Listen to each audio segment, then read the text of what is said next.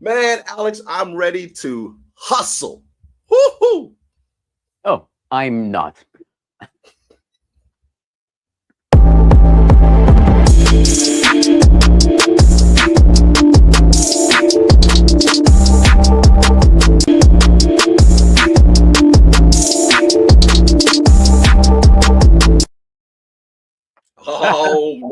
Oh man, we are going to get that correct at some point. We're going to have some fun with that. Woo!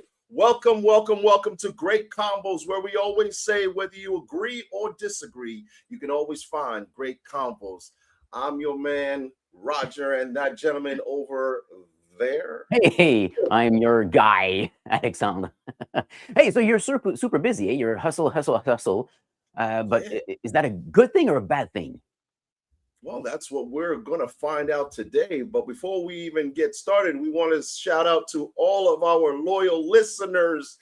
Thank you for being here. You could have been anywhere in the world, but you're here with us. Please shout yourselves out in the chat so we know where you're coming from. I see already Kathy has jumped in right away. Hello, Kathy. What's going on?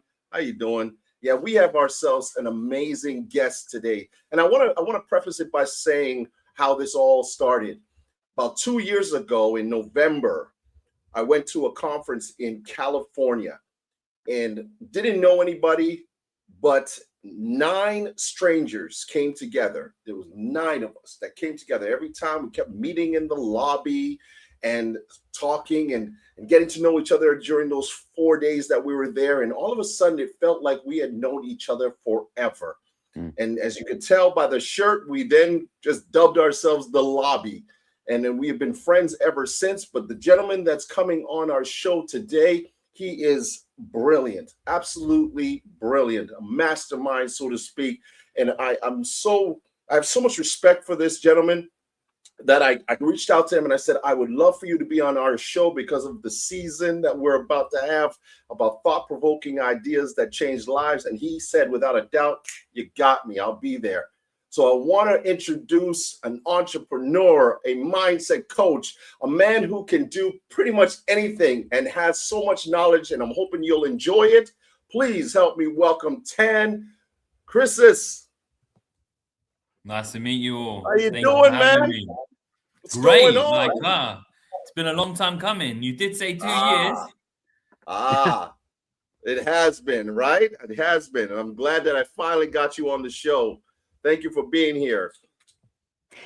Now, Dan, thank you so much for joining us. We started by saying that we sometimes we hustle, but you seem to be able to do a lot of things without hustling. How do you get so much done without overworking? I don't think it's. I think there's an ethos around hustling. There's a myth around it. I think it's been glamorized by people, influencers like Gary Vaynerchuk. I think it's been romanticized by the Y Combinator. The message is always like, if you work the hardest, you'll achieve the most. So that means like you sleep less, you work more. If you outwork people, success will follow. But that's a myth. I think the true knowledge around that is actually hustling smartly, and there's a system around it, and having like principles around being more smart around the way you hustle and applying yourself different. So I think when you apply focus and have high leverage, effort forward towards like more defined outcomes. So what is your outcome? Defining your outcome, but then time constraints. Don't spend all the time on it. Have a limited time period around that.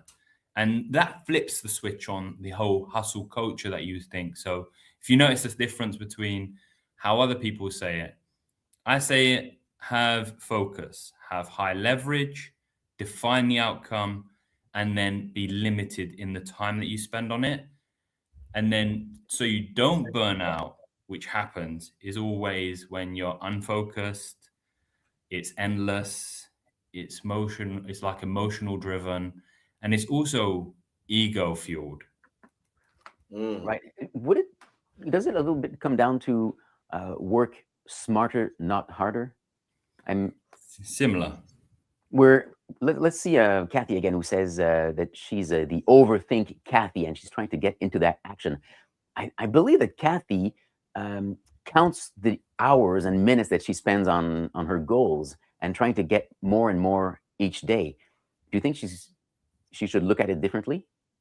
Yeah, I always have like a method, I would say, like the whole grind culture of grinding out results and thinking about what's my next result, my next result. I think you have to ask yourself 3 questions, I would say.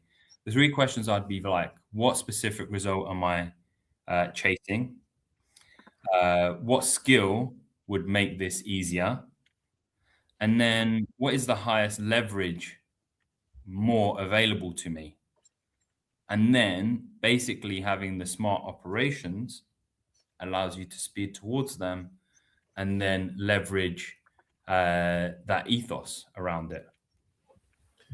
Now, Tan, why do you think there is that misconception? Is that something that just in general people have always thought that the less you sleep and the more you're doing, or if you're that other saying that if you're sleeping, someone else is trying to take your job on the other side of the world? These are all little sayings that we hear all the time. So we're always thinking that we've got to be always awake or at least doing something all the time. Why has that been the overall consensus of people in general to do things? I think, as I said, it's been glamorized, but when you look at that kind of high intensity cycle that people go into, it's really detrimental against their health.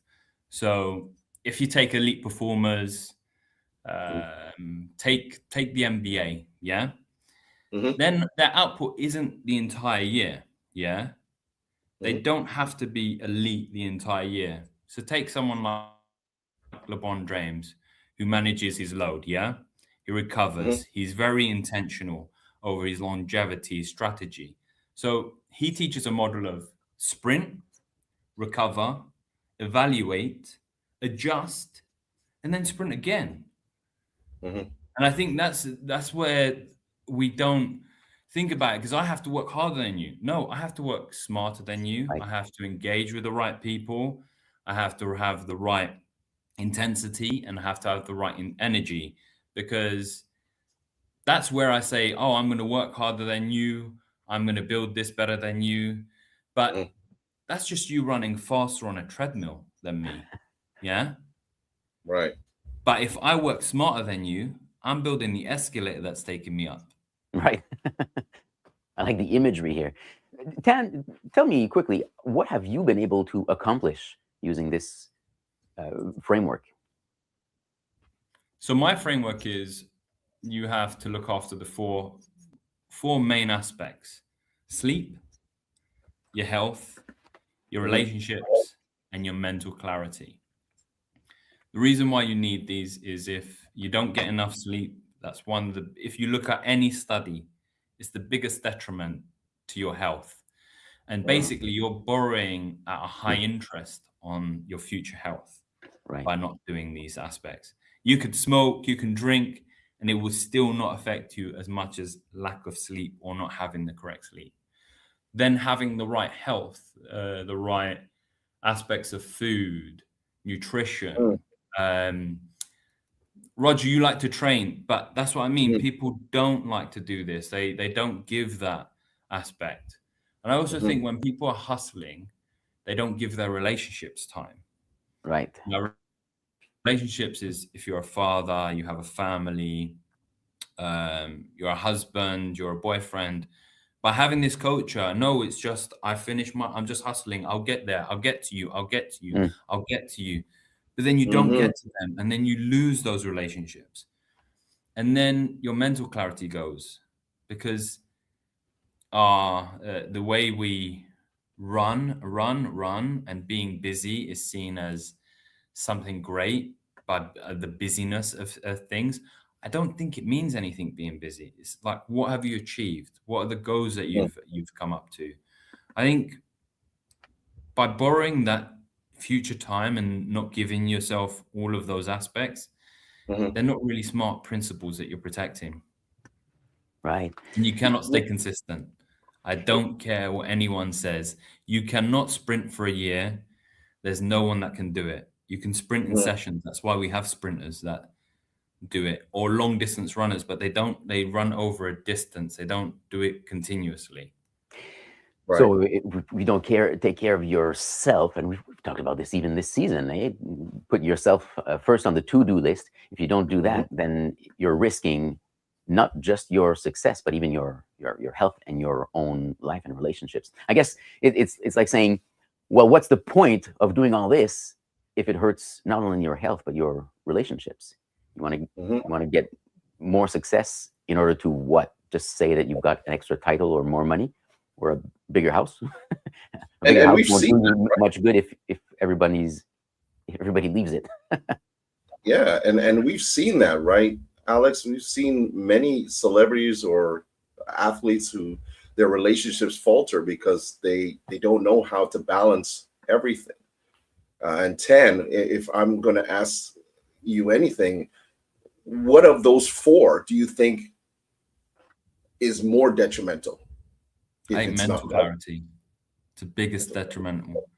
If you don't get your head in the right space, because of the way society is, you have a feel of, am I worthy enough? I think also the culture that we live in is our lives are lived on screens, basically. You live on a screen. Am I worthy enough to be here? Do I have the right social media? Do I have, like, it's everyone's eyes is on you 24/7. It's like a Truman effect, should I say. Everyone's within a kind of Truman effect, and everybody feels everybody's watching them. So they see progress as always being busy, but always being busy doesn't mean it evaluates to progress. I think this is a big psychological shift that I think we have to come along, and like the deeper truth must be around like avoiding burnout, that it doesn't happen and it doesn't happen to you.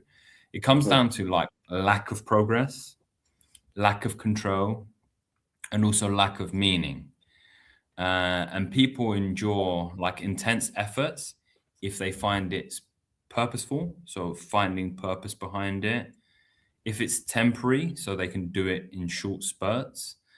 And then it's also that you find that it's moving the needle. So you're not basically just emphasizing the teaching that this is how we're going to do it, but you're moving somewhere. You're always gaining something. I've just achieved this. So what we always look at the big goals, yeah? Okay. Why don't we sit back and celebrate the small wins that we've had? And I think that's a big thing. It grates on me sometimes because people don't understand how much work it takes to do the smaller things, yeah, and celebrate the smaller things. They want to see the big life, but that's where I think people plateau because it's a big U, yeah. Like you'll go up, go up, go up, go up, go up, and then you'll hit your top point. But when you start plateauing, how do you react when you're coming off that? And how do you remain at a stable point within that? Because everyone has their highs and lows, but it's how you recover from them. And I think it does more to the individual to understand you'll have the highs, you'll have the lows, but never a journey is never straightforward. It's waving like a snake. And it's about you getting back onto your path, being purposeful with knowing your direction and getting back onto that path, wherever it takes you. Can I just drop this in here for McKinley? Shout out to McKinley. Thank you for joining us. He's asking, in terms of this conversation, how does it work for time management? Time management is effective when you leverage it on the outcomes, not the aspects that you're doing. What are you doing with your time? I'm going to do gym at 9 to 5. I'm going to do work at this time. I think if time management, look at what you're doing, what are your outcomes during the day. I think a lot of people don't look at what their outcomes per day is. You could say to someone, you sleep for 8 hours.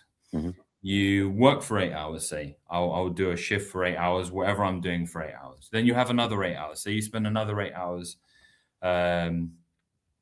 where, like, what do you do with that? Okay, I'll go to the gym for an hour. I'll go to spend some time with my family. So then you've got 2 hours for yourself. People do screen time, whatever. I've got 2 hours. What have I focused on in those 2 hours? Have I gained a skill? Have I moved myself? What have I done? And I think that's where people don't understand is what outcomes are driven during their day. So then you take 2 hours, yeah? And then you times that by 5. It's 10 hours in your day, in your week. And then when you multiply that and you see how much hours you're wasting because you're just thinking about what my time management is. I'm managing my time. Manage what your outcomes are. I think there's a really good study around time boxing out of Harvard that really supports it. And it's all around putting everything that's on your mind in a box. Yeah. Get it out of your head on the day.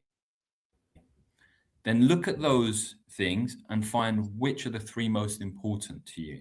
Those are the outcomes. Those are the 3 most important to you.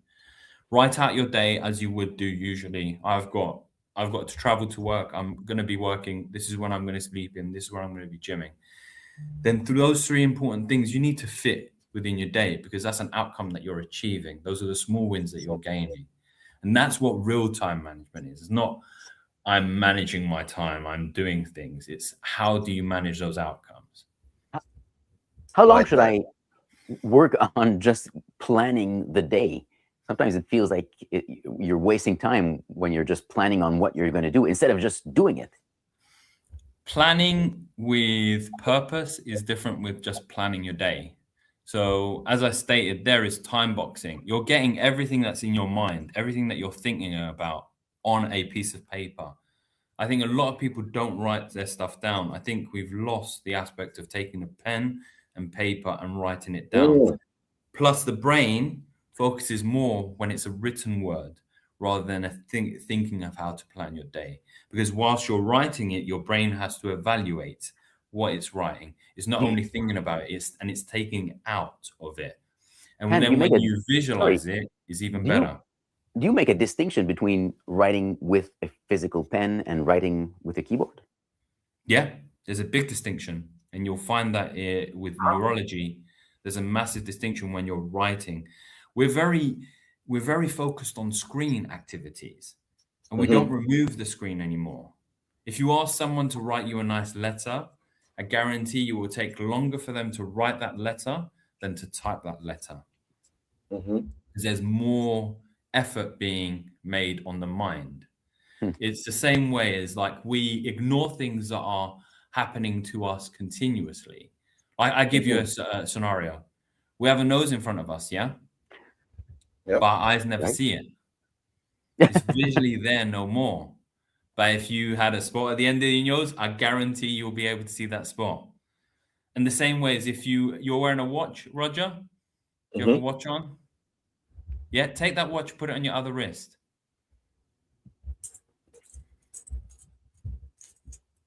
Will he know where it is? Okay. All right. Jesus, I'm not even trying to get it on. That's the other problem. When you're not used to doing it on the other side. Yeah. Okay. Does it feel different? Yes, it does. You can feel the watch now. Yes. Because these are the mental things that we do with our brain that we don't know we're doing with it. Our brain works so hard, heavily on a daily basis that it does things subconsciously that we've completely forgotten about. And by doing different activities, changing the way we do things, putting more purpose in those aspects, and our actions are driven by outcomes rather than just doing, yeah, you'll find that you'll gain more. Tan, really quickly, let me ask you then, you've given us a plethora of information, of knowledge, and thank you to our loyal listeners as well for chiming in.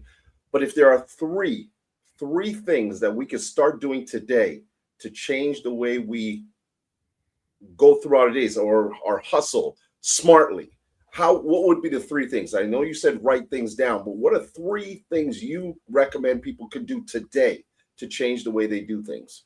Be more purposeful with your actions. Now, I mean purpose. What is my purpose for doing these aspects? What do I want to align to? Understand the skills that you will need to perform that. Is it you that can perform those skills, or do I need to bring in someone else to perform those skills?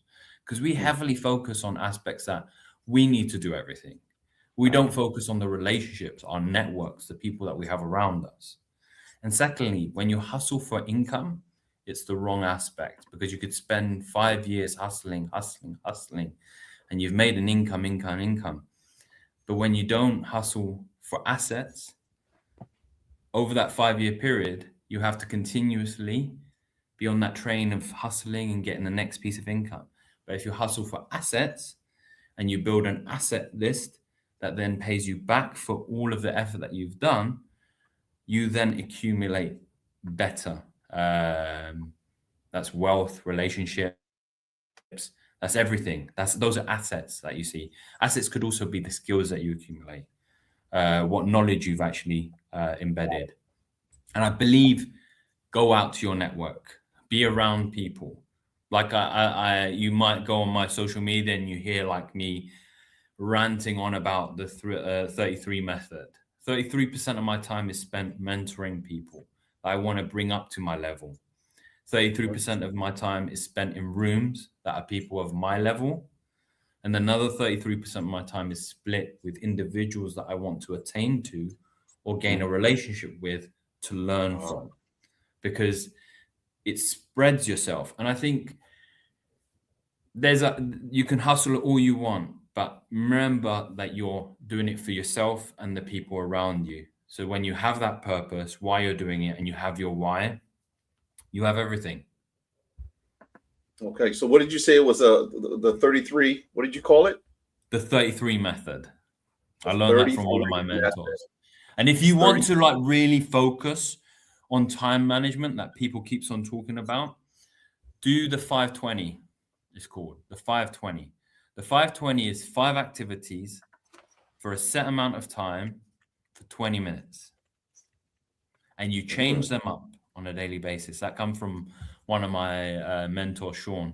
Basically, he taught me the 520 method. So you basically write down 5 activities that you'll spend 20 minutes on. That's, remember when I say you spend time management on it, and you clear that, and you'll come away from it. But when you know you've only got a significant amount of time, you'll do so much more in that 20 minutes than you'll do the entire day. Because it's focused. It's and I think we don't focus. Much more difficult to be distracted in that way. Yes. You could call it the Pomodoro method. Pomodoro is really good. If you're looking for, I think the 52-17 is the best method out there, because your brain can work for 52 minutes over a long period of time for study or anything like that. But then you need to take 17 minutes to allow the brain to relax, to go on to the next individual thing, because your brain does not know when you're jumping from one activity to the next activity. It needs to align itself. It needs to redefine what it's doing, because you're running, say you're running spreadsheets through and it's all numbers, I'm looking at analytics. And then you're telling it to look at images. And it's like, oh, hold on, but I was trying to do the analytics and now you're showing the images. You're not giving it no balance. So also when you're doing an activity, sometimes just step away, Yes. Sometimes you just step away and walk away from it and then come back to you. When you're walking, you might have that clarity, that clearance. That's another aspect. So Pomodoro is great, but I think the 520 is really good because it's short bursts. There's specific goals. You're hitting them and there's purpose behind them. It means I'm just going to do that. That's all I'm focused on. I don't focus on any of the rest. I need to finish this. All right, so we'll get our viewers to try that and give us news about it. You've given us a lot, Tan, but if we want to know more about you, what you've accomplished, and how you can help us, how can we reach you? So Easy way to reach me is via directly DM me on Instagram at tancrissis.com. You can go onto my website, connect via my website at tancrissis.com there as well. Or even LinkedIn. If you're a business and you're on LinkedIn, add me. Same thing, Tan Chrissis. It's very easy. I don't use my Greek name because no one would be able to pronounce that. And with a click, it's gone, you know? Inside Man, joke. listen. Yes, of course. Tan, thank you. Thank you, my friend. Thank you, thank you, thank you for coming on the show, for giving us some insightful knowledge today. And I'm sure that our listeners, I want them to put in the chat, did you learn something today? Put it in the chat if you learned something today, please. Thank you again for being here. We truly appreciate it. And, you know, if anybody wants to get a hold of him, please connect with him through his social medias. And as we always say here, whether you agree or disagree, you can always find Great Convos. Have yourself a wonderful week. Go along and start talking about all of these methods that you can use to help yourself manage your time. Take care. See you later.